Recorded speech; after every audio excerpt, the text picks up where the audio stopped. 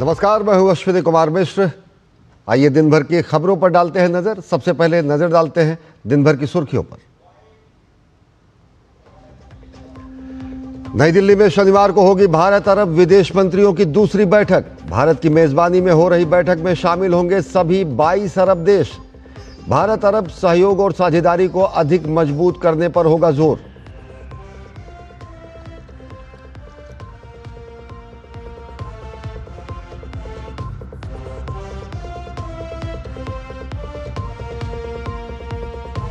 असम में कांग्रेस पर जमकर बरसे अमित शाह। कहा, घुसपैठ को वोट बैंक की राजनीति के लिए हथियार के रूप में किया गया इस्तेमाल। गृहमंत्री ने प्रदेश को दिया 1715 करोड़ रुपए की विकास परियोजनाओं का उपहार।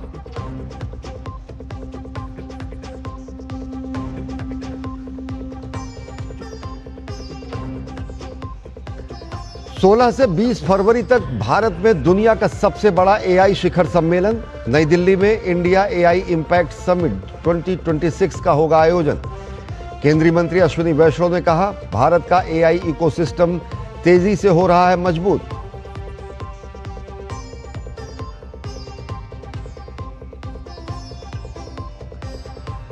बांग्लादेश में अल्पसंख्यकों पर अत्याचार के मुद्दे पर कटघरे में मोहम्मद यूनुस की अंतरिम सरकार। बांग्लादेश हिंदू बौद्ध क्रिश्चियन यूनिटी काउंसिल ने पेश की विस्तृत रिपोर्ट। सांप्रदायिक हिंसा के आंकड़ों पर खोली सरकार के दावे की पोल।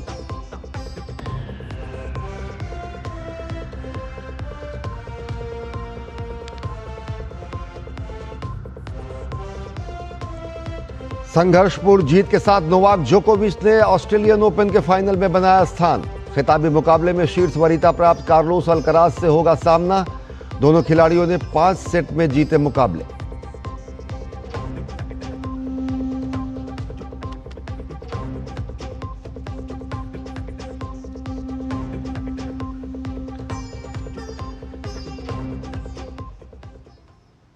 और अब देखते हैं खबरों को विस्तार से। भारत और अरब देशों के बीच कूटनीतिक संबंधों को मजबूत करने की दिशा में महत्वपूर्ण कदम उठाते हुए भारत अरब विदेश मंत्रियों की दूसरी बैठक कल नई दिल्ली में आयोजित होगी। यह बैठक 10 वर्षों के लंबे अंतराल के बाद हो रही है और पहली बार भारत इसकी मेजबानी कर रहा है। बैठक की सह अध्यक्षता भारत और संयुक्त अरब अमीरात करेंगे। इस बैठक में अरब लीग के सभी 22 सदस्य देशों के विदेश मंत्री हिस्सा ले रहे हैं। विदेश मंत्रालय के सूत्रों के मुताबिक ये बैठक दोनों पक्षों के बीच मौजूदा सहयोग को और आगे बढ़ाने पर केंद्रित होगी, जिसमें क्षेत्रीय स्थिरता, आर्थिक विकास और सांस्कृतिक आदान प्रदान को बढ़ावा देना शामिल है। यह बैठक भारत और अरब दुनिया के बीच साझेदारी को नई ऊंचाइयों पर ले जाने का माध्यम बनेगी। इस बैठक के दौरान क्षेत्रीय मुद्दों जैसे मध्य पूर्व की शांति की स्थिति, जलवायु परिवर्तन, वैश्विक व्यापार पर चर्चा की उम्मीद है। बैठक को लेकर विदेश मंत्रालय के प्रवक्ता रणदीप जायसवाल ने सोशल मीडिया प्लेटफॉर्म एक्स पर लिखा, पश्चिमी देशों के सचिव राजदूत सीबी जॉर्ज ने सऊदी अरब के अंतर्राष्ट्रीय बहुपक्षीय मामलों के उप विदेश मंत्री डॉक्टर अब्दुल रहमान अल रासी से मुलाकात की। उन्होंने भारत सऊदी अरब की बहुआयामी और मजबूत रणनीतिक साझेदारी की समीक्षा की और दोनों देशों के बीच द्विपक्षीय संबंधों को और गहरा करने और क्षेत्रीय और बहुपक्षीय मंचों पर सहयोग को मजबूत करने के तरीकों पर चर्चा की।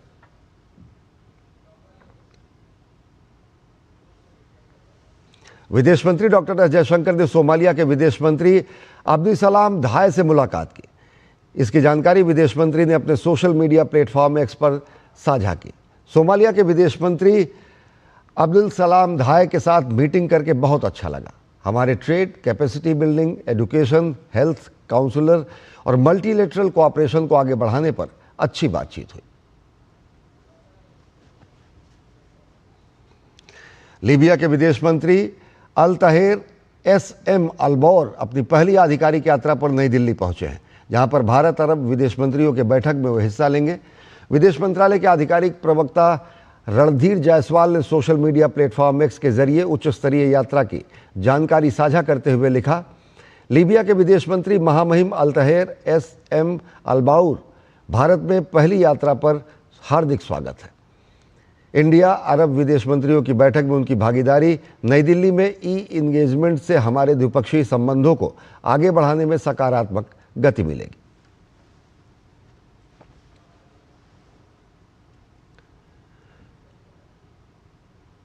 विदेश मंत्री डॉक्टर एस जयशंकर ने आज लीबिया के विदेश मंत्री अल्ताहेर एस.एम. अल्बाउर से मुलाकात की। इस दौरान दोनों नेताओं के बीच व्यापार, बुनियादी ढांचे, ऊर्जा क्षेत्र में सहयोग बढ़ाने को लेकर चर्चा हुई।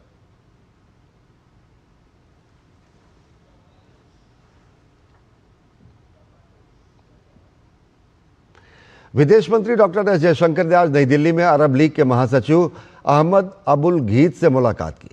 सोशल मीडिया पोस्ट में उन्होंने बताया कि इस दौरान विभिन्न क्षेत्रों में आपसी सहयोग सुदृढ़ करने पर व्यापक चर्चा की गई। डॉक्टर जयशंकर ने कहा कि उन्होंने क्षेत्र में हाल के घटनाक्रमों पर भी विचार विमर्श किया।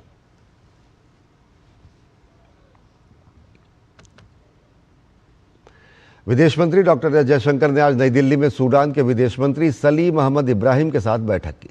डॉक्टर जयशंकर ने सूडान में हिंसा को समाप्त करने और वार्ता बहाल करने के प्रति भारत की स्थिति को फिर दोहराया।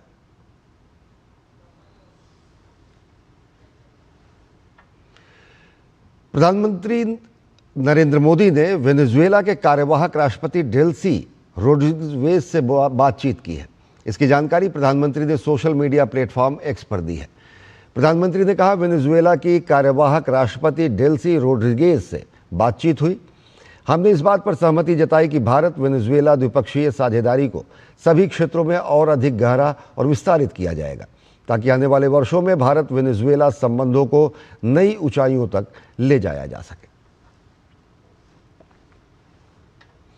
विदेश मंत्री डॉक्टर एस जयशंकर ने फिलिस्तीन की विदेश मामलों और प्रवासी मामलों की मंत्री अरसेन आगाबेकियन शाहीन से मुलाकात की।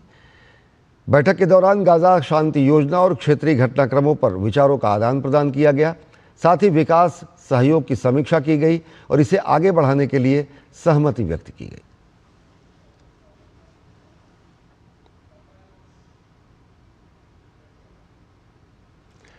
केंद्रीय वित्त मंत्री निर्मला सीतारमण ने नई दिल्ली में विश्व बैंक समूह के अध्यक्ष अजय बांगा से मुलाकात की। वित्त मंत्री ने विश्व बैंक समूह के साथ नए कंट्री पार्टनरशिप फ्रेमवर्क का स्वागत किया, जो भारत सरकार के विकसित भारत विजन के साथ पूरी तरह से मेल खाता है।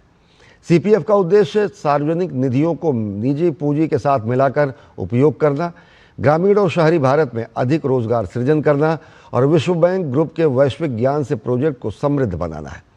वित्त मंत्री निर्मला सीतारमण ने कहा कि भारत अगले 5 वर्षों में सीपीएफ के कार्यान्वयन और इससे होने वाले स्थायी प्रभाव की प्रतीक्षा कर रहा है। वित्त मंत्री ने विकास साझेदारी के महत्व पर जोर दिया, जिसमें वित्त पोषण से परे जाकर तकनीकी सहायता और बेहतरीन ग्लोबल प्रैक्टिस का आदान प्रदान भी शामिल है। निर्मला सीतारमण और अजय बांगा ने भारत के विकसित भारत विजन के समर्थन में भारत विश्व बैंक सहयोग को और अधिक मजबूत करने पर चर्चा की।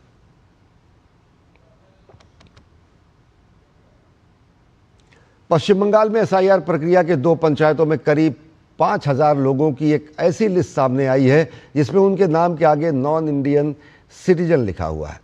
चुनाव आयोग ने स्पष्ट किया कि आयोग ऐसी कोई लिस्ट नहीं बनाता है जिसमें नागरिकता को लिखा जाता हो। इस मामले में अभी तक स्थानीय टीएमसी नेता और स्थानीय कर्मचारियों की पंचायत के साथ मिली भगत की बात सामने आ रही है और इसके बाद ये मामला सियासी रूप से गर्मा गया है। बीजेपी ने ममता बनर्जी और टीएमसी पर जानबूझकर एसआईआर के खिलाफ लोगों को उत्तेजित करने का आरोप लगाया है, ताकि पूरी प्रक्रिया पर सवाल खड़ा किया जा सके। बंगाल में एसआईआर की सुनवाई लिस्ट पर बवाल। 5000 मतदाताओं को बताया नॉट इंडियन सिटीजन। संदेश खाली की जनता में फैला डर। ममता सरकार पर माहौल बिगाड़ने का आरोप। क्या एसआईआर को लेकर जानबूझकर राज्य के नागरिकों में डर का माहौल बनाया जा रहा है? क्या राजनीतिक स्वार्थ साधने के लिए लोगों को चुनाव आयोग के खिलाफ उकसाया जा रहा है? संदेश खाली का हालिया घटनाक्रम कुछ ऐसा ही संदेह पैदा कर रहा है। दरअसल अग्राहाटी और बयारमारी पंचायत में 5000 से ज्यादा मतदाताओं को सुनवाई के लिए बुलाया गया, लेकिन सुनवाई की सूची में शामिल मतदाताओं के नाम के आगे नॉट इंडियन सिटीजन लिखा मिला, जिससे इलाके में डर और भ्रम फैल गया। हैरानी की बात यह है कि चुनाव आयोग ने ऐसी किसी सूची को जारी करने से इनकार किया है। राज्य के मुख्य निर्वाचन अधिकारी मनोज कुमार अग्रवाल ने कहा कि जिन मतदाताओं के रिकॉर्ड अनमैप्ड हैं या जिनमें लॉजिकल विसंगतियां हैं, केवल उन्हें ही सुनवाई के लिए बुलाया जा रहा है। कोई मतदाता भारतीय नागरिक है या नहीं, इसकी जांच करना आयोग के अधिकार क्षेत्र में नहीं आता। ये सूची कैसे तैयार हुई, इस पर उत्तर 24 परगना के जिलाधिकारी से रिपोर्ट मांगी गई है। तो बड़ा सवाल ये है कि संदेश खाली विधानसभा में ये सूची आखिर किसने बनाई। इस सवाल का जवाब तलाशने के लिए डीडी न्यूज की टीम संदेश खाली की अग्राहाटी पंचायत इलाके में पहुंची। ग्रामीणों का साफ कहना है कि ये सूची बीएलओ द्वारा टांगी गई थी। यहाँ से जरूर किसी न किसी ने किया होगा, उसीलिए ऐसा किया है, पर यहाँ कौन किया अब हम लोग कैसे जानेंगे, पर ऐसा नहीं करना चाहिए। इससे तो गांव का माहौल खराब हाँ, गांव का माहौल तो खराब है। वोट कमिश्नर जो है, हम उसका पास पूछना चाहते हो ये किसने किया। आप बोल रहे हैं जो मैंने नहीं किया, मेरे इसके बारे में पता नहीं है। वहीं बीएलओ का दावा है कि उन्होंने ये काम अपनी मर्जी से नहीं किया, बल्कि सहायक निर्वाचक निबंधन पदाधिकारी अनुपम सिन्हा के निर्देश पर किया है। बीएलओ के मुताबिक एईआरओ ने कहा था कि एक संस्था की शिकायत के आधार पर ये सूची तैयार की गई है। ये लिस्ट आपको कैसे मिला? एईआरओ के पास से मिली, अनुपम सिन्हा सर के पास से। उन्होंने बोला ऐसे कोई आदमी बस संस्था से ऑब्जेक्शन करा गया है, इंडियन सिटीजन नहीं है, यही ऑब्जेक्शन मिला। बता दें कि एईआरओ सीधे चुनाव आयोग के अधीन काम करते हैं, लेकिन जब आयोग कह रहा है कि उन्होंने सूची नहीं बनाई, तो फिर एईआरओ ने किस संस्था की शिकायत को अहमियत देकर ये लिस्ट तैयार की और क्यों की? इस पूरे घटनाक्रम के पीछे आईएसएफ विधायक नौशाद सिद्दीकी ने तृणमूल कांग्रेस का हाथ होने की आशंका जताते हुए माहौल बिगाड़ने का आरोप लगाया। ये तो माहौल खराब करने का कोशिश है। ये जो कोशिश कर रहे हैं उसके खिलाफ इलेक्शन कमीशन को एफआईआर करना होगा। बंगाल का जो रूलिंग पार्टी है वो घर घर जाके जिस के नाम पे नोटिस, मतलब ये लिस्ट में आया जिसका नाम, उनको बोल रहा है कि चलो इकट्ठा हो, जाके हम लोग प्रोटेस्ट करेंगे।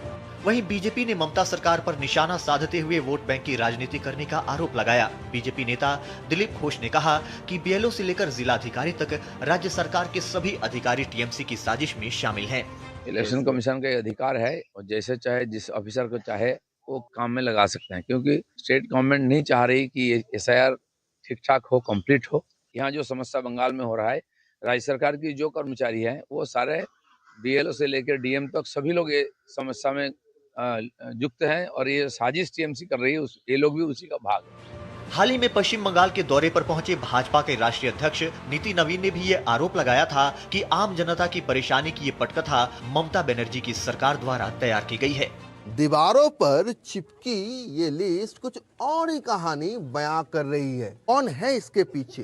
क्या ये सिर्फ एक प्रशासनिक चूक है या फिर संदेश खाली में अशांति फैलाने का गहरा साजिश? जिला अधिकारी के पास से रिपोर्ट आने तक 5000 से ज्यादा लोगों का सांसें इसी सवाल पर अटकी हैं। कैमरा पर्सन राकिब के साथ सौरभ दत्ता का रिपोर्ट, डीडी न्यूज, संदेश खाली।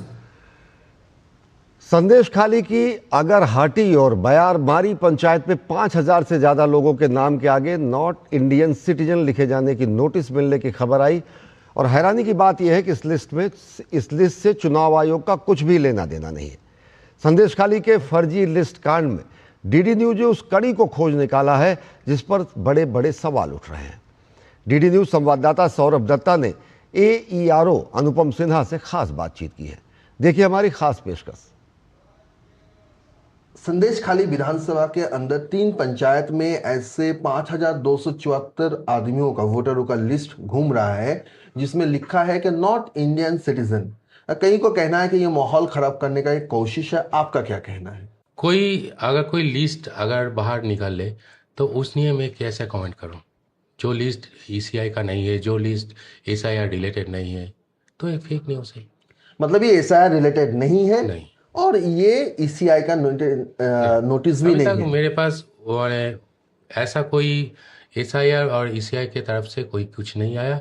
जो पाथरघाटा के पार्ट का जो बीएलओ है महंत मुंडा, उनका साफ कहना है कि आपने उनको व्हाट्सएप के जरिए ये फाइल भेजा था और कहा था कि ये गांव-गांव में अपने वोटर्स, बूथ के वोटर्स को दे दो और जो नॉट इंडियन सिटीजन है उसको सुनवाई के लिए ऐसा कोई बात नहीं किया। वो शायद कुछ घबरा गया और बोल दिया। उसको जो बोलना था वो कुछ घबराहट हुआ और बोल दिया। नहीं, ऐसे घबराहट में किसी के नाम लेना, पूरा आरोप आपके ऊपर थोप देना क्यों करेगा? ना, उसका तो एईआरओ में ही हो तो वो कुछ बोलेगा तो शायद सर बोला है, ऐसे ही बोल सकता है। नहीं, मैंने तो आपको वीडियो सुनाया है, उनका बयान आपको सुनाया है। वो जो बोला है वो एक फेक न्यूज़ है। मैंने फेक मतलब वो सही नहीं बोल रहे हैं आप? सही नहीं, वो जो बोल रहा है वो मैंने मतलब वो जो लिस्ट है वो बोलो कोई एक फेक लिस्ट है। और कार्तिक मुंडा का, महंत मुंडा का जो आरोप है, आरोप शायद आपके उसका है। खिलाफ? मैंने कुछ नहीं बोला। आपने कुछ नहीं बोला? तो ऐसे हर पंचायत में कैसे सर्कुलेट हो गया? वो मुझे नहीं पता। ये तो एक जांच तो होना चाहिए कि कैसे सर्कुलेट हुआ। पुलिस का तो ये काम ये है बात जांच मैं नहीं बता सकता, आप वो बात मुझे नहीं बता नहीं, सकते। आप लोग ऑफिसर ओके? की तरफ से? नहीं, मैं ऑफिसर नहीं, मैं नहीं बता सकता। ओके, ठीक है, ठीक है। थैंक यू डीडी न्यूज से बात करने के Thank you. लिए। एसआईआर प्रक्रिया में टीएमसी और प्रशासन के बीच गठजोड़ का चौंकाने वाला मामला सामने आया है। दक्षिण 24 परगना के अतिरिक्त जिलाधिकारी भास्कर पाल ने एडीएम भास्कर पाल के खिलाफ सनसनीखेज आरोप सामने आया है। उन पर आरोप लगा है कि उन्होंने एक ईआरओ को पोर्टल पर दस्तावेजों की जांच न होने की जानकारी दर्ज करने से मना किया। भाजपा नेता शुभेंदु अधिकारी ने एक्स पर लीक हुआ व्हाट्सएप संदेश पोस्ट कर जांच की मांग की है। साथ ही उन्होंने कहा कि ममता बनर्जी को डर है कि एसआईआर से उनकी लंबे समय से चली आ रही चुनावी धांधली को उजागर हो जाएगा। मामले के तूल पकड़ने के बाद चुनाव आयोग ने इसका संज्ञान लिया और एडीएमजी भास्कर पाल के खिलाफ जांच के आदेश दिए हैं। इसके अलावा दक्षिण कोलकाता के एक एईआरओ के खिलाफ भी अनियमितता के आरोप लगे हैं।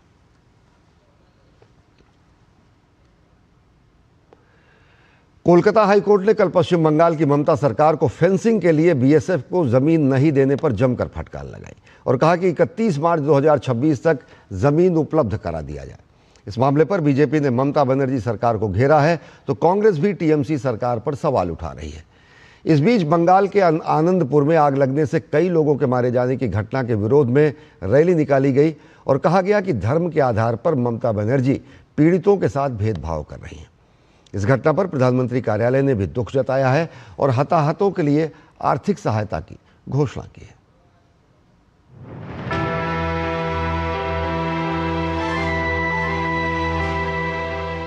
पश्चिम बंगाल में घुसपैठ की समस्या के मद्देनजर कोलकाता हाईकोर्ट ने गुरुवार को एक बड़ा फैसला देते हुए ममता बनर्जी सरकार को आदेश दिया था कि वो सीमा सुरक्षा बल को सीमावर्ती इलाकों में तुरंत जमीन उपलब्ध कराएं ताकि बांग्लादेश की सीमा पर फेंसिंग की जा सके। हाईकोर्ट ने अपने आदेश में कहा है कि 31 मार्च 2026 तक ममता सरकार बीएसएफ को बाड़ लगाने के लिए जमीन उपलब्ध कराए ताकि घुसपैठ पर लगाम लग सके।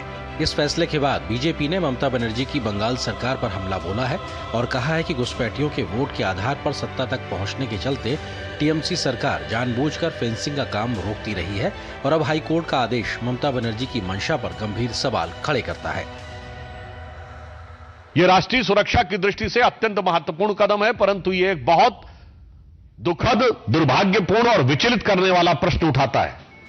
ये साफ दर्शाता है कि पश्चिम बंगाल की तृणमूल कांग्रेस के शासनकाल में देश की सीमाओं पर सुरक्षा की कीमत पर घुसपैठियों के वोट के लालच में सिर्फ क्षुद्र राजनीतिक स्वार्थ में राष्ट्र की सुरक्षा का सौदा किया जा रहा था। इस मुद्दे पर कांग्रेस ने भी ममता सरकार को घेरा है और कहा है कि राजनीति के लिए देश की अखंडता से समझौता नहीं करना चाहिए। राजनीति जहां भी होना है होने दो, सियासत हर जगह करना ठीक नहीं। कम से कम देश की सुरक्षा की लहर से हमारे दो जो केंद्र और राज्यों के बीच जो संपर्क, वो संपर्क बनाए रखें। जहां एक और हाईकोर्ट के आदेश के बाद बंगाल की राजनीति गरमाई हुई है, तो वहीं चुनाव आयोग की बंगाल में जारी एसआईआर की प्रक्रिया के बीच सीमावर्ती जिलों में घुसपैठ को लेकर नई आशंकाएं भी सामने आ रही हैं। चुनाव आयोग को उत्तर और दक्षिण 24 परगना जिले में कई खामियां मिल रही हैं। जहां लोगों ने अमान्य दस्तावेजों को जमा किया है, तो राज्य कर्मचारियों द्वारा उन्हीं अमान्य दस्तावेज को अपलोड करने पर आयोग ने नाराजगी जताई है। आयोग ने इस प्रकार की गड़बड़ियों के लिए सख्त नाराजगी जाहिर की है। आयोग ने निर्देश दिया है कि दस्तावेज की कमी के कारण जो आवेदन अपात्र घोषित हुए हैं, उनका तुरंत निपटारा किया जाए। साथ ही जिन मामलों की सुनवाई पूरी हो चुकी है, उनका स्टेटस तय कर फाइलों को क्लोज किया जाए। आयोग ने निर्देश दिया है कि जो सुनवाई अभी बाकी है, उन्हें फास्ट ट्रैक किया जाए और जिन वोटरों को अब तक नोटिस नहीं भेजा गया है, उन्हें तत्काल दस्तावेज जमा करने का नोटिस भेजा जाए। इस बीच बंगाल बीजेपी ने कहा कि राज्य में घुसपैठिए और अवैध नागरिक नहीं रहने चाहिए। एसआईआर का जो विषय है, हमारा कोई भी वोटर लिस्ट में जो मरे हुए, गायब हुए और बांग्लादेशी घुसपैठी या रोहिंग्या घुसपैठी मुसलमान नहीं रहेंगे। पश्चिम बंगाल विधानसभा में विपक्ष के नेता और बीजेपी नेता शुभेंदु अधिकारी ने आनंदपुर में आग लगने की घटना के खिलाफ विरोध रैली निकाली।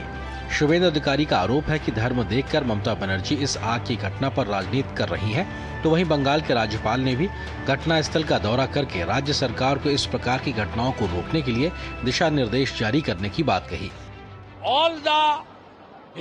सभी पीड़ित हिंदू हैं और चूंकि हिंदू ममता बनर्जी के लिए वोट बैंक नहीं है, इसलिए ममता सरकार बांग्लादेशी जमाती सरकार की तरह व्यवहार कर रही है। बांग्लादेशी जमाती गवर्नमेंट। बंगाल में आगामी विधानसभा चुनाव से पहले राज्य की ममता बनर्जी की सरकार अपनी कई नीतियों पर घिरती नजर आ रही है, तो एसआईआर से लेकर घुसपैठ के मुद्दे पर टीएमसी सरकार विपक्षियों के निशाने पर है। Bureau report, DD news. और पश्चिम बंगाल के आनंदपुर इलाके में हुए भीषण अग्निकांड पर प्रधानमंत्री नरेंद्र मोदी ने दुख व्यक्त किया है और घायलों के जल्द स्वस्थ होने की कामना की है। पीएमओ की ओर से सोशल मीडिया प्लेटफॉर्म एक्स पर लिखा गया, पश्चिम बंगाल के आनंदपुर में हुआ अग्निकांड अत्यंत दुखद और दर्दनाक है। जिन लोगों ने अपने प्रियजनों को खोया है, उनके प्रति मेरी गहरी संवेदना है। मैं प्रार्थना करता हूं कि घायल जल्द से जल्द स्वस्थ हो जाएं। प्रत्येक मृतक के परिजनों को पीएमएनआरएफ से 2 लाख रुपए की अनुग्रह राशि दी जाएगी। साथ ही घायलों को 50,000 रुपए दिए जाएंगे।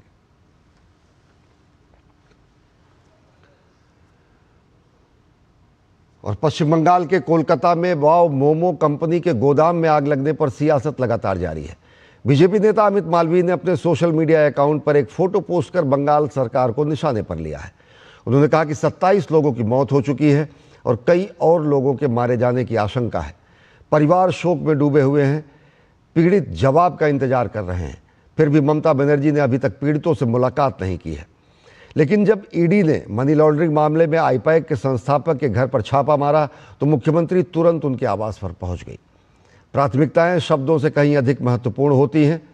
उन्होंने वाव मोमो के सीईओ सागर की फोटो शेयर करते हुए कहा कि मुख्यमंत्री साल 2023 में मैड्रिड में वाव मोमो के सीईओ सागर दरयानी के साथ तस्वीर खिंचवाने में जरा भी नहीं हिचकिचाई, जबकि आज इस त्रासदी से जुड़े अवैध संचालन और नियामक विफलताओं पर सवाल उठ रहे हैं। पीड़ितों के प्रति सहानुभूति का अभाव है। जल्दबाजी सिर्फ उनके लिए, उन लोगों के लिए है जो राजनीतिक रूप से करीब है। बंगाल देख रहा है।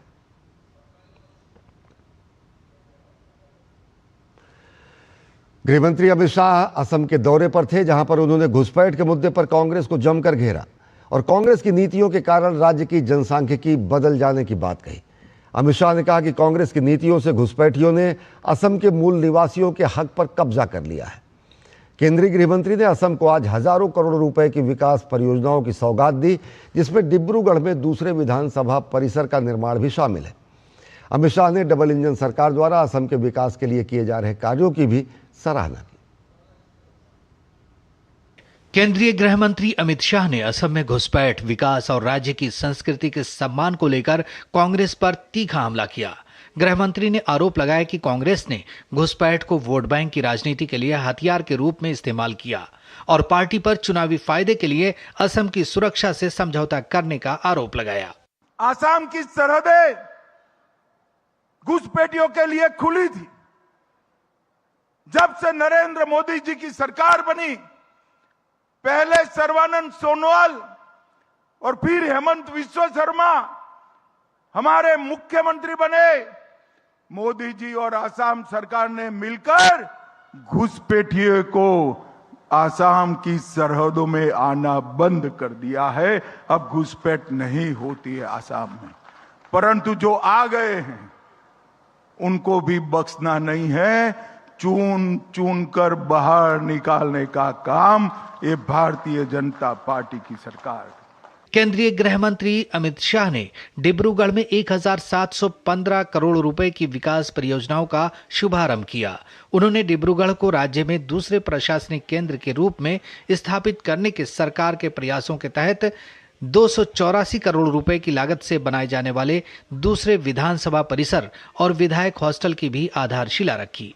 इस परिसर के निर्माण से अपर असम क्षेत्र के लोगों को सुशासन के फायदों का लाभ उठाने में आसानी होगी। माना जा रहा है कि इससे चाय की राजधानी डिब्रूगढ़ को नई आर्थिक ताकत मिलेगी। इस अवसर पर अमित शाह ने कांग्रेस पर निशाना साधते हुए कहा कि कांग्रेस की सरकार में केवल घोषणाएं ही होती थीं, जबकि डबल इंजन की सरकार ने असम के विकास को नई और तेज गति प्रदान की है। हमने कांग्रेस की भी सरकारें देखी हैं, कई सारी घोषणाएं सिर्फ घोषणा बनकर रह जाती थी, मगर ये तो भाजपा सरकार है। हेमंत विश्व शर्मा ने घोषणा की 250 एकड़ में आसाम के दूसरे विधानसभा परिसर का शिलान्यास हुआ है।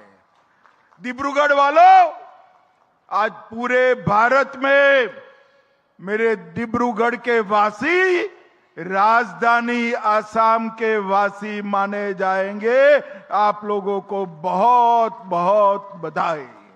अमित शाह ने धेमाजी में 10वें मिसिंग युवा महोत्सव के समापन समारोह को संबोधित करते हुए आरोप लगाया कि कांग्रेस शासन के दौरान कई आदिवासी समुदायों को अपनी पहचान बचाने के लिए संघर्ष करना पड़ा। उन्होंने कहा कि भाजपा केंद्र द्वारा नियुक्त वार्ताकार के माध्यम से मिसिंग समुदाय की सभी समस्याओं का समाधान करने के लिए प्रतिबद्ध है। उन्होंने असम में पार्टी पदाधिकारियों और कार्यकर्ताओं के साथ भी बातचीत की। ब्यूरो इनपुट के साथ सुबीना राय की रिपोर्ट, डीडी न्यूज। और तमिलनाडु विधानसभा चुनाव के लिए बीजेपी अपना घोषणा पत्र तैयार कर रही है। इसी के तहत बीजेपी ने पूरे राज्य में पब्लिक कैंपेन की शुरुआत की। बीजेपी के राज्य अध्यक्ष नयनार नागेंद्रन की अध्यक्षता में केंद्रीय राज्य मंत्री डॉक्टर एल मुरुगन ने 38 अभियान वाहनों को हरी झंडी दिखाई। ये वाहन 7 दिनों तक तमिलनाडु के सभी जिलों में जाकर जनता से सुझाव लेंगे, जिन्हें घोषणा पत्र में शामिल किया जाएगा। केंद्रीय मंत्री डॉक्टर एल मुरुगन ने दावा किया कि बीजेपी का घोषणा पत्र जनता से जनता के लिए होगा और राज्य में बड़ा राजनीतिक बदलाव आने वाला है। डॉक्टर एल मुरुगन ने डीएमके सरकार पर वादे पूरा न करने, कानून व्यवस्था बिगाड़ने और परिवारवाद का आरोप लगाया। Tamil Nadu Bharatiya Janata party unit we launched for the manifesto campaign for that மக்களுக்காக மக்களிடமிருந்து for the people's welfare from the people. We are getting to the what we want to be add in the manifesto. The DMK government last 5 years they are not unable to execute even 5% also. So this is the difference between the BJP and the DMK. Karnataka राज्य ठेकेदार संघ एक बार फिर सरकार के खिलाफ लामबंद हो गया है। राज्य ठेकेदार संघ ने राज्य सरकार को 37,370 करोड़ रुपए के लंबित बिलों के भुगतान न होने के विरोध में सिविल कार्यों को रोकने और हड़ताल पर जाने की चेतावनी दी है। ठेकेदार संघ के मुताबिक अगर सरकार ने बकाया बिलों का भुगतान नहीं किया तो वे हड़ताल शुरू कर देंगे। उन्होंने मुख्यमंत्री सिद्धारमैया की अध्यक्षता में एक बैठक की मांग की ताकि उनकी समस्याओं का समाधान किया जा सके और चरणबद्ध तरीके से बकाया बिलों को भुगतान किया जा सके और इस सब के लिए एक समय सीमा तय की जा सके। आपको बताना आवश्यक है कि राज्य ठेकेदार संघ ने राज्य के बजट के पहले दबाव डाला था। सूत्रों के अनुसार KSCA 5 फरवरी तक सरकार की प्रतिक्रिया का इंतजार कर रहा है और इसके बाद वो हड़ताल कर सकता है।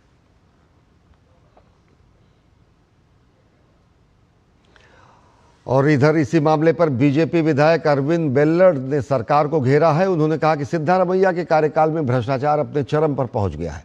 कमीशन अब 60% तक पहुंच गया है।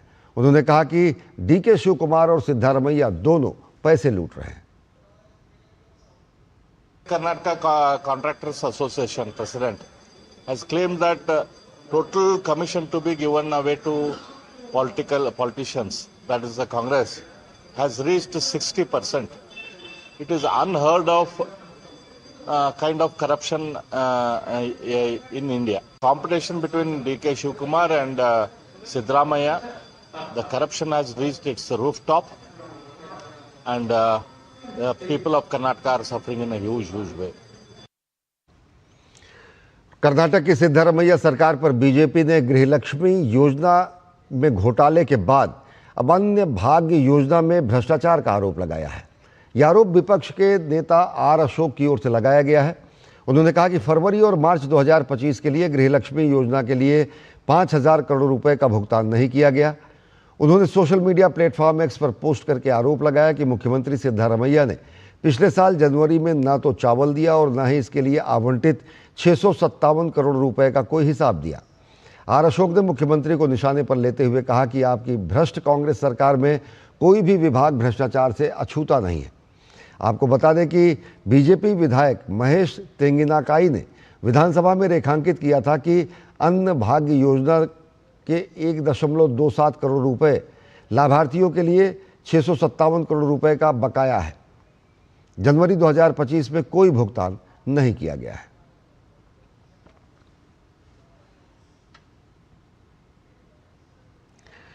और बेंगलुरु में एक चौंकाने वाली घटना सामने आई है, जहां कॉन्फिडेंट ग्रुप के प्रमुख सीजे रॉय ने अपने कार्यालय में कथित तौर पर खुद को गोली मारकर आत्महत्या कर ली। यह घटना शाम 5 बजे के आसपास हुई, जब उनके परिसर में आयकर विभाग की छापेमारी चल रही थी। राय, जो कथित तौर पर कर चोरी के आरोपों के कारण दबाव में थे, पिछले 3 वर्षों से आईटी छापों का सामना कर रहे थे। प्रत्यक्षदर्शियों के अनुसार राय से आईटी अधिकारियों ने लगभग 1 घंटे तक पूछताछ की और उसके बाद उन्होंने अचानक बंदूक निकाली और खुद को गोली मार ली। मौके पर मौजूद आईटी अधिकारियों ने राय से बंदूक छीन ली और तुरंत चिकित्सा सहायता के लिए बुलाया गया। उन्हें बचाने के प्रयासों के बावजूद राय की नारायण हृदयालय अस्पताल में मौत हो गई। छापे के दौरान सभी व्यक्तिगत सामान जब्त किए जाने के बाद ये सवाल उठ रहा है कि राय अपने साथ बंदूक कैसे रख पाए। केंद्रीय प्रभाग के उप आयुक्त अक्षय महेंद्र हाके जांच का नेतृत्व कर रहे हैं, जिसमें घटना के दौरान मौजूद 8 आईटी अधिकारियों से पूछताछ की जा रही है।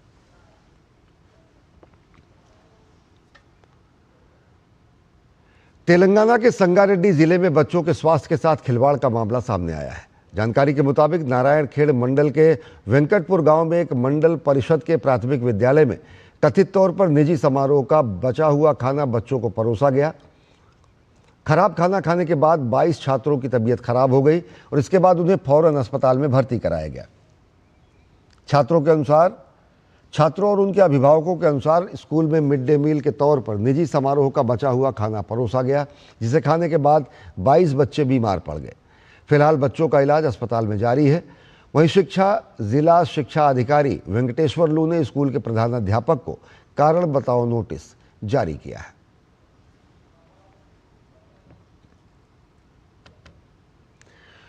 और 16 से 20 फरवरी तक नई दिल्ली में भारत मंडपम में इंडिया एआई इम्पैक्ट समिट 2026 का आयोजन होगा। इसी कड़ी में केंद्रीय मंत्री अश्विनी वैष्णव ने शुक्रवार को इंडिया एआई इम्पैक्ट समिट पर एक प्रेस कॉन्फ्रेंस को संबोधित किया। इस दौरान केंद्रीय मंत्री ने कहा कि दुनिया का सबसे बड़ा एआई शिखर सम्मेलन होगा, जिसमें कई देशों के प्रतिनिधि शामिल होंगे। भारत इस बार दुनिया का सबसे बड़ा एआई इम्पैक्ट समिट आयोजित कर रहा है। 16 से 20 फरवरी तक नई दिल्ली के भारत मंडपम में आयोजित होने वाले इस समिट का उद्घाटन प्रधानमंत्री नरेंद्र मोदी करेंगे। इसमें लगभग 100 देश भागीदारी कर रहे हैं। साथ ही 15 देशों के राष्ट्राध्यक्ष विशेष रूप से भारत आ रहे हैं। उद्योग जगत से भी बड़ी संख्या में प्रतिनिधि इस समिट में जुट रहे हैं। समिट में भारत अपने सॉवरेन एआई मॉडल भी लॉन्च करेगा। यूपीआई और डिजिलॉकर ने जिस तरह से तकनीक को आम लोगों तक पहुंचाया, उसी तरह कॉमन कंप्यूट इनिशिएटिव के माध्यम से एआई को पूरे देश में सुलभ बनाने की दिशा में ये समिट बेहद महत्वपूर्ण है। The summit has got phenomenal response. This is going to be the 4th and the biggest AI summit so far in the entire world. The response from practically 100 countries, the number of heads of state and government, already 15 confirmations received, and the industry has responded so well. More than 100 CEOs are joining us in the Impact Summit. Summit में 7 मुख्य theme तय की गई है, जिसमें AI से आर्थिक वृद्धि और सामाजिक कल्याण पर चर्चा होगी। साथ ही ये भी देखा जाएगा कि एआई संसाधनों तक सबकी पहुंच कैसे सुनिश्चित की जाए। इसके अलावा समावेशन और सामाजिक सशक्तिकरण और सुरक्षित और भरोसेमंद एआई पर भी व्यापक बातचीत होगी। साथ ही कौशल और मानव पूंजी, विज्ञान और अनुसंधान में एआई की भूमिका और एआई के लचीलेपन, नवाचार और स्वच्छ विकास जैसे विषयों पर भी विस्तार से चर्चा की जाएगी। केंद्रीय मंत्री अश्विनी वैष्णव ने कहा कि भारत का एआई इकोसिस्टम तेजी से मजबूत हो रहा है। What's being noted is the systematic manner in which India has developed its AI ecosystem. Very recently, Honorable Prime Minister interacted with the people who are developing the models. It was very encouraging that the pivot that they have taken is such a systematic pivot, and that the strength that our IT industry has had over several decades now, that strength is being put to providing AI solutions rather than the old model of having software development. Bharat अब AI mission 2.0 की ओर बढ़ रहा है। Common compute stack को और मजबूत किया जाएगा ताकि एआई संसाधन स्टार्टअप, छात्रों और शोधकर्ताओं तक आसानी से पहुंच सके। कृषि, स्वास्थ्य, ऊर्जा और शिक्षा में एआई के उपयोग मामले ये दिखा रहे हैं कि आने वाले वर्षों में एआई देश के विकास की एक बड़ी ताकत बनने वाला है। आर्टिफिशियल इंटेलिजेंस के इस्तेमाल और इसको लेकर आगे बढ़ने के लिए भारत नेतृत्व की भूमिका में धीरे धीरे आ रहा है, जिसकी बानगी एआई इम्पैक्ट समिट में देखने को मिलेगी। कैमरा पर्सन जगमोहन के साथ निशांत राय, डीडी न्यूज, दिल्ली। भारत और फ्रांस में रेलवे के संदर्भ में सालों से मजबूत साझेदारी है और ये साझेदारी कई समझौतों के माध्यम से औपचारिक रूप से स्थापित भी हुई है। रेल मंत्री अश्विनी वैष्णव ने फ्रांस के परिवहन मंत्री से मुलाकात की तस्वीरें सोशल मीडिया प्लेटफॉर्म एक्स पर साझा करते हुए लिखा, फ्रांस के सहयोग से रेलवे कर्मचारियों के कौशल विकास के अवसरों पर चर्चा की गई। भारत और फ्रांस के बीच रेलवे क्षेत्र में सहयोग का लंबा इतिहास रहा है। फ्रांस के परिवहन मंत्री फिलिप तबरोट के साथ रखरखाव, सफाई और विनिर्माण में गुणवत्ता पर सार्थक चर्चा हुई।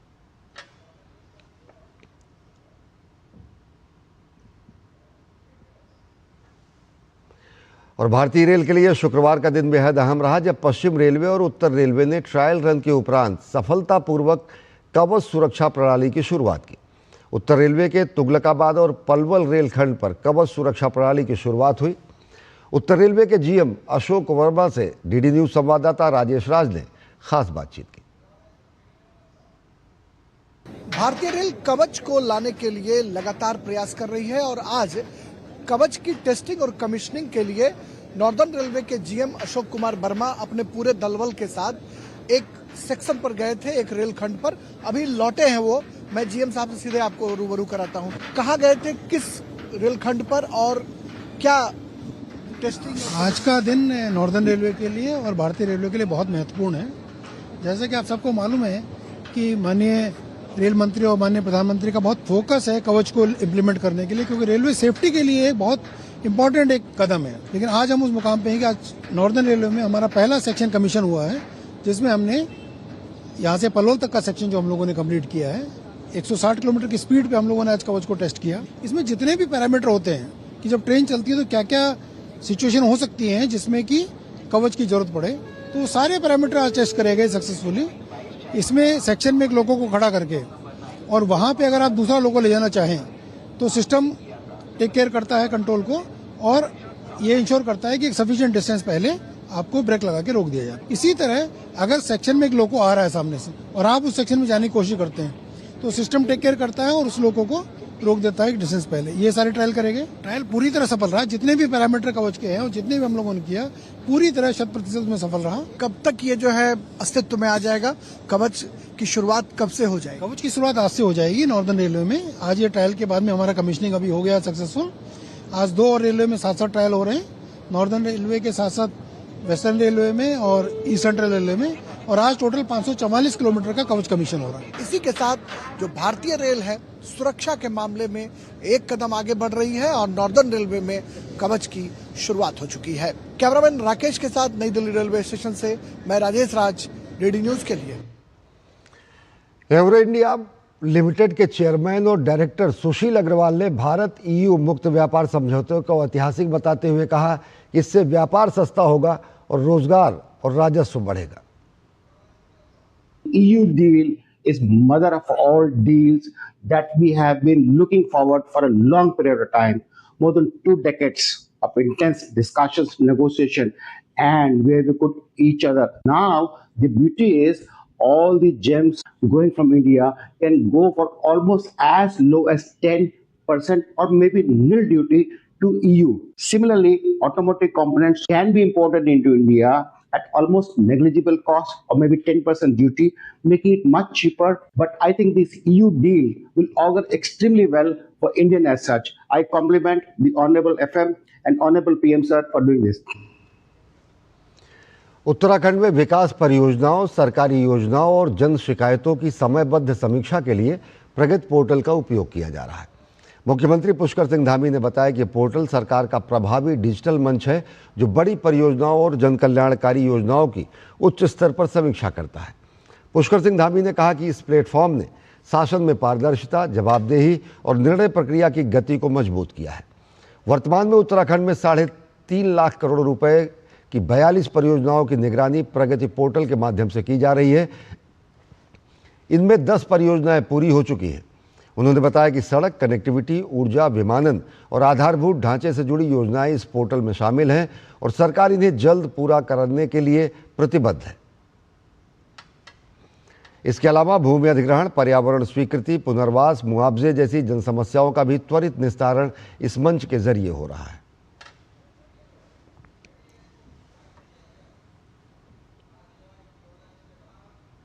हमारा राज्य उत्तराखंड पूरे देश में उन अच्छे और प्रमुख राज्यों में शामिल हो गया है जिसमें बहुत सारे क्षेत्रों में हमारा बहुत सिस्टमेटिक काम हो रहा है, चाहे वो हवाई सेवाओं का ही क्षेत्र हो, चाहे वो खनन का क्षेत्र हो, चाहे ईज ऑफ डूइंग का क्षेत्र हो, स्टार्टअप का क्षेत्र हो, मत्स्य पालन हो, कृषि का क्षेत्र हो या नए कानून बनाने हों। बहुत सारे क्षेत्रों में मैंने कुछ बड़ा फाइनेंशियल डिसिप्लिन बनाना हो, हर क्षेत्र में हम लोग आगे बढ़ रहे हैं। खेलों के क्षेत्र में राष्ट्रीय नहीं बल्कि अब अंतर्राष्ट्रीय स्तर की जो प्रतियोगिताएं हैं वो भी हमारे राज्य के अंदर आयोजित हो रही हैं। शुक्रवार को राजधानी नई दिल्ली में केंद्रीय जनजातीय कार्य मंत्रालय ने इस वर्ष के गणतंत्र दिवस परेड में भाग लेने वाले जनजातीय अतिथियों, झांकी कलाकारों और सहायक कर्मचारियों के सम्मान में एक विशेष कार्यक्रम का आयोजन किया। कार्यक्रम में केंद्रीय जनजातीय कार्य मंत्री जुएल ओराम मुख्य अतिथि के रूप में पहुंचे। इस अवसर पर राज्य मंत्री दुर्गा दास उइके और मंत्रालय के वरिष्ठ अधिकारी भी उपस्थित रहे।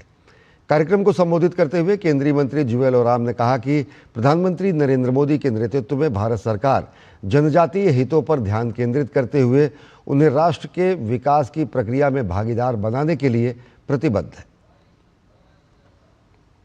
अब प्रधानमंत्री जी का फोटो और उनका बात, उनका जो काम, उनका जो परिश्रम, उनका जो डेडिकेशन है, डेडिकेशन उनका, इसके बारे में आप गांव-गांव में बताइए।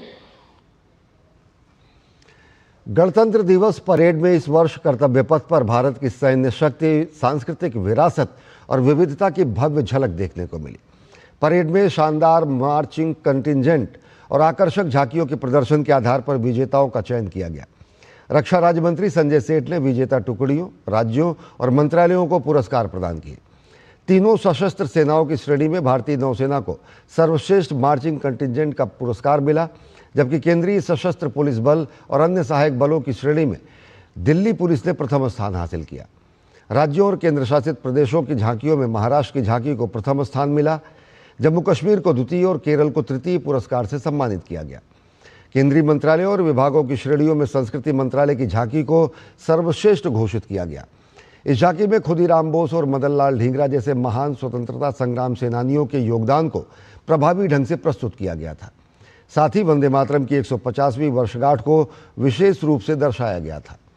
मंत्रालयों के अंतर्गत शिक्षा मंत्रालय को जनता की पसंद के आधार पर प्रथम पुरस्कार प्रदान किया गया।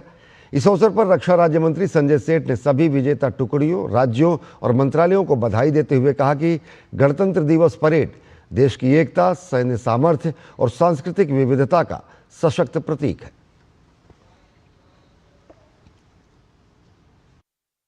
जो जज्बा जो देश और दुनिया ने, जो हमारे वीर पराक्रमी सूरवीर, हमारे सैनिकों का, जो सूरवीरों का ताकत देखी, दुनिया हतप्रभ है। मित्रों, आज इस मौके पर मैं आप सभी को बधाई देते हुए, जो कलाकार आज मंच पे जिन्होंने प्रदर्शन किया, अद्भुत प्रदर्शन था। और कर्तव्य पथ पर जब 26 जनवरी को प्रदर्शन किया उन्होंने कला का, अद्भुत प्रदर्शन था। गणतंत्र दिवस परेड 2026 के पुरस्कार वितरण समारोह में उत्साह का माहौल देखने को मिला। शिक्षा मंत्रालय और संस्कृति मंत्रालय सहित विभिन्न राज्यों में इस उपलब्धि को लेकर खासा जोश रहा। हमारे सहयोगी अमरेंद्र गुप्ता ने विशेष बातचीत में शिक्षा मंत्रालय की झांकी में प्रदर्शन करने वाली केंद्रीय विद्यालय संगठन की टीम ने कहा कि ये सम्मान विद्यार्थियों और शिक्षकों की कड़ी मेहनत, अनुशासन और समर्पण का परिणाम है। वहीं संस्कृति मंत्रालय के प्रतिनिधियों ने बताया कि झांकी के माध्यम से देश के स्वतंत्रता संग्राम की गौरवशाली विरासत और भारत की समृद्ध सांस्कृतिक चेतना को नई पीढ़ी तक पहुंचाने का सार्थक प्रयास किया गया।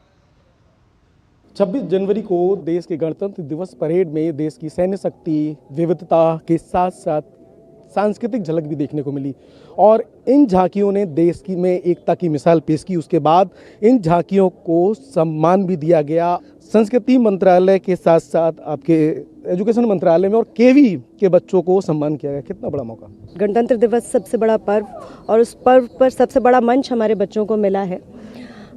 जो हमारी झांकी है ये शिक्षा मंत्रालय की, वास्तव में ये एक प्रतीक है और इसमें हमने जो रॉकेट दिखाया है वो ये बताता है कि कितनी द्रुत गति से परिवर्तन हो रहा है और शिक्षा तंत्र में जो परिवर्तन आ रहा है वो हमें इसी गति के साथ जल्दी ही विकसित भारत 2047 में पहुंचा देगा। कितना बड़ा पल आपके जीवन का जब आपको राष्ट्र की एकता के साथ सांस्कृतिक विरासत की झलक के साथ आप आगे बढ़े। इतना बड़ा प्लेटफॉर्म मिला है उसके लिए हम बहुत ग्रेटफुल है कि हमें रिपब्लिक डे परेड जो कि हमारे देश में सबसे बड़ा इवेंट होता है उसके अंदर परफॉर्म करने का मौका मिला। Greatest supporters from the very beginning. एक तो बड़ा मौका और दूसरा सम्मान। जिस उम्मीद से हम यहाँ आए थे, इतने छोटे छोटे बच्चों ने सारे टैबलूज से कॉम्पीट करके और पॉपुलर चॉइस अवार्ड जो है वो विन किया है। ये हमारे लिए, हमारी टीम के लिए, केवीएस के लिए, मिनिस्ट्री ऑफ एजुकेशन के लिए, सबके लिए बहुत गर्व की बात है। हमने इस टैबलो के माध्यम से और केवीएस के माध्यम से सांस्कृतिक विरासत जो हमारी है, विविधता में एकता, उसको हमने प्रेजेंट करने की कोशिश की है। संस्कृति मंत्रालय के लिए भी गर्व का पल है जब उनको भी जजेस ने सम्मान किया और प्रथम पुरस्कार दिया। बहुत अच्छा लग रहा है क्योंकि करीब 2.5 से 3 महीने की मेहनत का परिणाम है।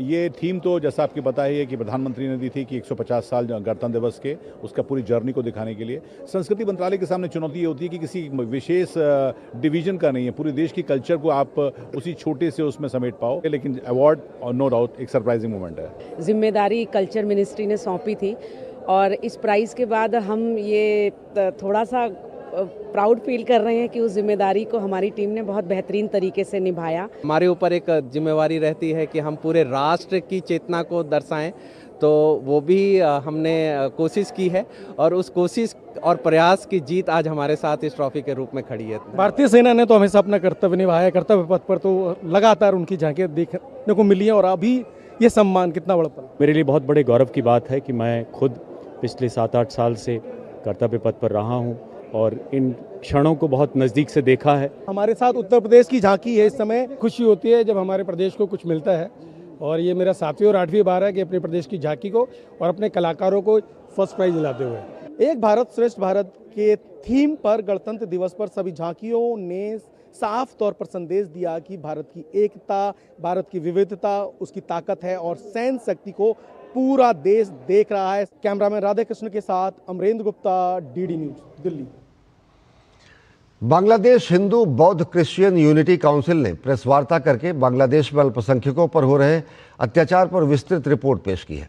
बांग्लादेश हिंदू बौद्ध क्रिश्चियन यूनिटी काउंसिल पिछले 2 दशकों में हर साल बांग्लादेश में सांप्रदायिक हिंसा की रिपोर्ट पेश करता है। इस रिपोर्ट के अनुसार 4 अगस्त 2024 से दिसंबर 2024 तक पूरे बांग्लादेश में कुल 2184 सांप्रदायिक हिंसा की घटनाएं हुई। काउंसिल ने 2025 में अल्पसंख्यकों के खिलाफ 522 सांप्रदायिक हिंसा की घटनाओं की रिपोर्ट भी जारी की है।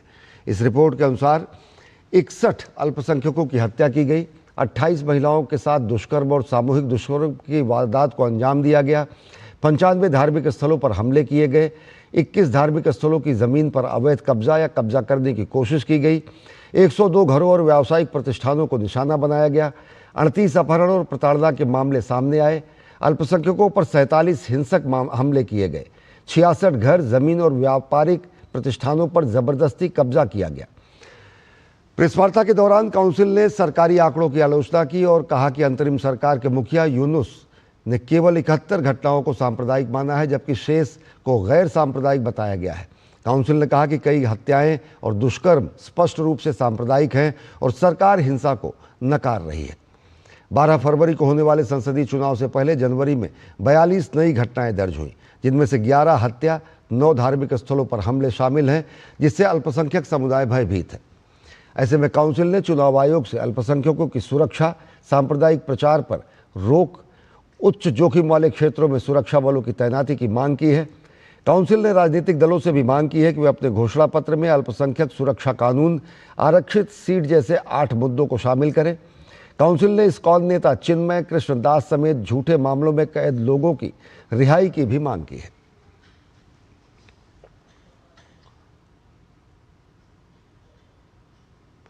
अंतर्राष्ट्रीय डेजर्ट फेस्टिवल के साथ स्वर्ण नगरी जैसलमेर में मरु महोत्सव का विधिवत आयोजन किया गया है और इसकी शुरुआत हो चुकी है। महोत्सव के पहले दिन देश विदेश से आए पर्यटकों की उपस्थिति में जैसलमेर संस्कृति और लोक परंपरा के रंग में रंगा नजर आया। मरु महोत्सव के तहत आयोजित विभिन्न प्रतियोगिताओं में बीकानेर की कुसुम पवार ने मिस मूमल 2026 का खिताब अपने नाम किया, जबकि जैसलमेर के मनीष पवार को मिस्टर डेजर्ट 2026 घोषित किया गया। मिस्टर डेजर्ट प्रतियोगिता में प्रतिभागियों की पारंपरिक वेशभूषा, कद काठी, रोबदार मूछों का गहन मूल्यांकन किया जाता है। वहीं मूछ प्रतियोगिता में गोपाल सिंह ने मूछ श्री 2026 का खिताब हासिल किया। ये प्रतियोगिता Guinness book of world record में नाम दर्ज करा चुके करणाराम भील की स्मृति में आयोजित की गई। रेत के समंदर में सजी सांस्कृतिक परंपरा और विरासत की ये झलकियां आगामी 3 दिनों तक जैसलमेर को राष्ट्रीय और अंतर्राष्ट्रीय स्तर पर विशेष पहचान दिलाती रहेंगी। पिछले साल मतलब इस ईयर भी किया था और 2024 में बीकानेर में ट्राई किया था, लेकिन वहाँ चीटिंग होने की वजह से मेरा सिलेक्शन नहीं हुआ, इसलिए मैंने यहाँ ट्राई किया और सिलेक्शन हो गया। बस बहुत ज़्यादा मैं तो जैसे जो अपना कल्चर छोड़ रहे हैं, बस मैं उसी के लिए अपना कल्चर मत छोड़ो और नेक्स्ट टाइम ऐसे ट्राई करो। मेरा उसी पल को जीने को खुशी में मैं बोला भी नहीं जा रहा है, आप देख ही रहे हो। इसके लिए पूरे 1 साल की तैयारी रही मेरी। मैं यही युवा साथियों को कहना चाहूंगा, आप घर पे ना बैठे, आगे से तैयारी करें जैसे फेस्टिवल और अच्छे हो और अपना जैसलमेर का नाम और आगे जाए। मूछ तैयारी करते हुए 3 साल हो गए हैं और इस बार पहला नंबर रहा मूछ प्रतियोगिता में। बहुत बड़ी खुशी हो रही है। मूछों को दिन भर संवारना पड़ता है, ऐसे टूटती भी खूब है संवारने से। लक्ष्मीनाथ जी मंदिर से विशाल शोभा यात्रा की शुरुआत हुई। आरती के पश्चात गढ़ीसर से पूनम सिंह स्टेडियम तक हजारों की संख्या में यहाँ पर पर्यटक भी पहुँचे और स्थानीय लोग भी पहुँचे। उसके बाद सभी जो पारंपरिक प्रतियोगिता है उनका आयोजन किया गया। इसमें अलग अलग लोग विजेता भी बने और उनको यहाँ पर काफ़ी सराहना भी हुई, काफ़ी मेडल्स वगैरह ले रहे हैं और उनको ये प्रतिष्ठित होता है अपने आप में ही कि डेजर्ट फेस्टिवल में आकर कोई विजेता बनता है। और हरियाणा में लगातार विकास परियोजनाओं, सरकारी योजनाओं और जन शिकायतों की समयबद्ध समीक्षा के लिए प्रगति पोर्टल का उपयोग किया जा रहा है। प्रदेश के मुख्यमंत्री नायब सिंह सैनी ने प्रगति पोर्टल के कारण कार्यों में आ रही तेजी पर खुशी जाहिर किया है। सैनी ने कहा कि प्रगति पोर्टल हरियाणा के किसानों के लिए काफ़ी लाभदायक साबित हो रहा है। प्रगति पोर्टल के कारण किसानों के जीवन में भी प्रगति हो रही है। प्रगति प्लेटफॉर्म है, ये हरियाणा प्रदेश की प्रगति में एक मील का पत्थर साबित होगा। मैं इसके लिए देश के यशस्वी प्रधानमंत्री आदरणीय मोदी जी को बहुत बहुत बधाई भी देता हूं, क्योंकि डबल इंजन सरकार ने जो आदरणीय मोदी जी के नेतृत्व में योजनाएं दिल्ली से चलती हैं, उन योजनाओं को धरातल पर उतारने का काम हरियाणा सरकार करती है। हरियाणा में जो प्रधानमंत्री फसल बीमा योजना, आदरणीय प्रधानमंत्री जी ने एक ऐसी योजना कि अगर मेरे किसान का फसल का प्राकृतिक आपदा से खराबा होगा तो उसको भरपाई करने का काम करें, और उसके तहत हरियाणा प्रदेश के अंदर 9,127 करोड़ रुपए के क्लेम मेरे हरियाणा प्रदेश के लोगों को मिले हैं। हमने इसको लागू किया है। तो प्रगति पोर्टल के जरिए हो रही है निगरानी और हो रही है तेजी से प्रगति। तो बुलेटिन में फिलहाल इतना ही। देश और दुनिया की ताज़ा तरीन खबरों के लिए देखते रहिए डीडी न्यूज़। नमस्कार।